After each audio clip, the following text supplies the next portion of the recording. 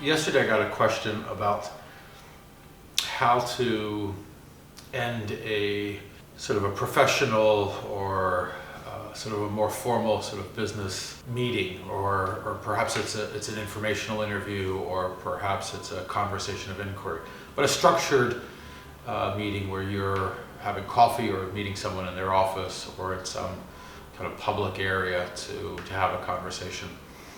So 5 kind of quick points about this, and two early openings in terms of planning. So there's pre-work that has to be done here, right? You're setting up the meeting, you're defining the terms, defining the scope, defining whether you're talking for 15 to 20 minutes or 20 to 30 minutes, and what the agenda is or what the ask is. Maybe you're asking about an industry or a pivot or a job search, but you've set some groundwork there, and the day before you've sent a reminder, and you are arriving 15 minutes early to the appointment, so you know exactly where you are and you're not lost in traffic or parking or etc.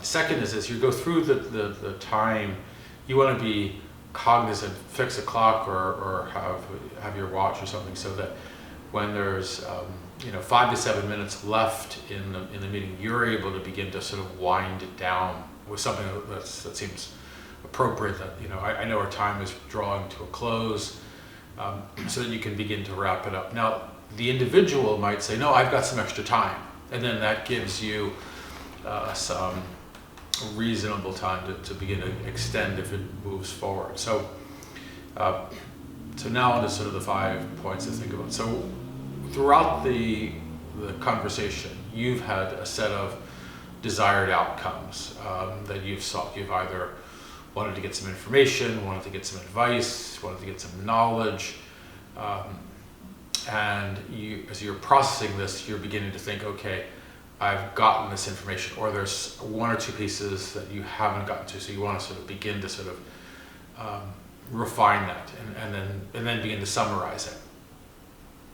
You also want to begin to kind of think about what was the expectation of the individual that you're talking to. Have we met their desired outcomes, or what do we seem to think that they wanted to do? So we want to kind of understand that. Like, are we meeting the expectations of the individual that we're with?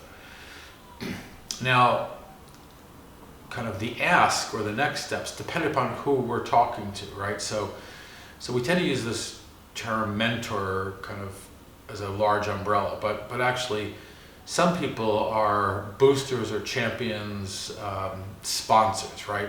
We're not meeting them all the time. They are people that have long reaches. Maybe they're just a friend of a friend, but they're advocates for us.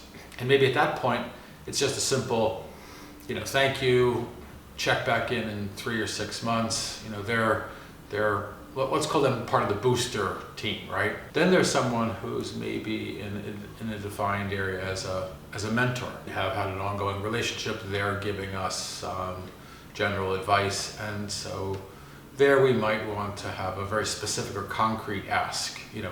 I'll follow up on the point that you suggested. I'll contact the individual that you recommended to me. I will read this. I will be back in touch. So if they're a mentor, there might be some concrete steps that you need to take. If it's a coach, as someone in the coaching responsibility, you might have a different type of specific follow-up or concrete action to take, but it'll vary depending upon whether the person is a coach, mentor, or booster.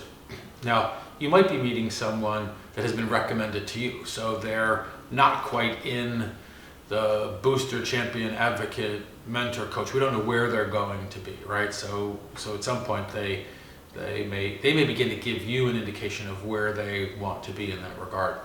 And that's, you'll have to kind of size that up. And then make the ask kind of diplomatically and appropriately. Would you mind if we reconnect it in a month or in 2 weeks? I was in a conversation with someone and I said, well, how about if we reconnect in 6 to 8 weeks? And they said, oh no, that's be far too long. Let's meet every 2 weeks. And I travel a lot, but send me an email and we'll figure out a time to talk. So that let me know that they were changing the dynamic and wanted to be somewhere in the maybe mentor, coach, champion role. Not quite figuring that out yet, but But that was a positive piece. I gave a further time, they came back and sharpened it. And then you want to do like 5A. If you follow these videos, I talked about Andre Phillips, who always says, I'll talk to you about 5 things and I'll give you 7. Critical is that once you agree on something, that you specifically do what you said you're going to do. And afterwards follow up like later that day or the next day with an appropriate email response, maybe a handwritten letter if that makes sense. But then you got to do what you need to do, right? To meet the expectations and to exceed them and to deliver is absolutely critical, particularly in the early stages. Maybe down the road somebody would forgive you if you're a little late with something, but generally not. The other piece is learn something about the person you're with, and if you can add value to them, if you can give 51, 55, 60% back to the relationship, that's where you want it. You always want to be giving more than you're receiving. You always want to be thinking about that person, their business, their industry, their life. How can you support them? So that's some pre-work, some sort of 5 steps in the middle to begin to kind of thinking about, and the follow-up afterwards. So what you want to begin to think about is have that as a game plan for how do you conclude kind of a professional conversation with someone, right? And again, to summarize, there's pre-work, there's flow throughout the conversation, there's the thank you, and then there's the getting the job done that you said you would do in the course of the conversation.